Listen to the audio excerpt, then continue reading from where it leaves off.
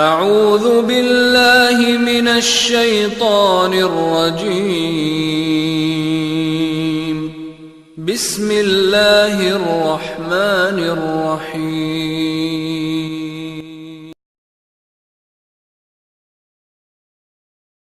میں بائبل کا ذکر کر چکا ہوں، gospel of Matthew chapter number 15۔ ہم ساری انسانیت کے لیے تھے، قرآن بھی ساری انسانیت کے لیے، اس کا ذکر ہے۔ Suryakant Wagmare, my question to you is that the book sent by the God for that period, but where it is written that Quran is the last book sent by the God?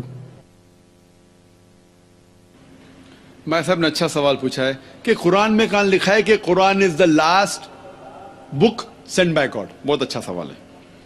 باقی کتابیں صرف اپنے لوگ کے لیے بھیجی گئی تھی۔ میں بائبل کا ذکر کر چکا ہوں، gospel of Matthew chapter number 15 verse number 24، gospel of Matthew chapter number 10 verse number 5 to 6۔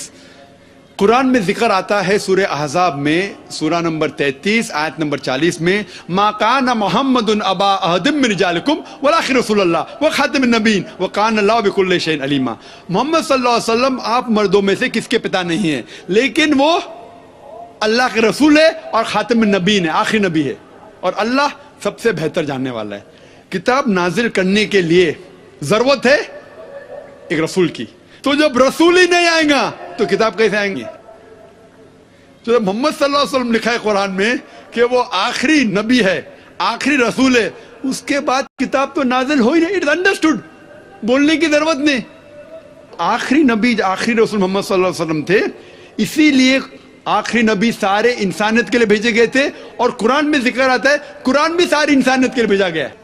باقی جتنی کتابیں ہیں قرآن میں لکھا ہے کہ صرف بھیجے گئے تھے اپنے لوگ کے لیے، پیغمبر بھی اور وہ کلام بھی، لیکن قرآن مجید جیسے کہ محمد صلی اللہ علیہ وسلم ساری انسانیت کے لیے تھے، قرآن بھی ساری انسانیت کے لیے۔ اس کا ذکر ہے سورہ ابراہیم میں، سورہ نمبر 14 آیت نمبر 1، سورہ ابراہیم سورہ نمبر 14 آیت نمبر 52، سورہ بقرہ سورہ نمبر 2 آیت نمبر 185، سورہ زمر چیپٹر نمبر 39 ورس نمبر 41، اور بھی حوالہ دے سکتا ہوں میں۔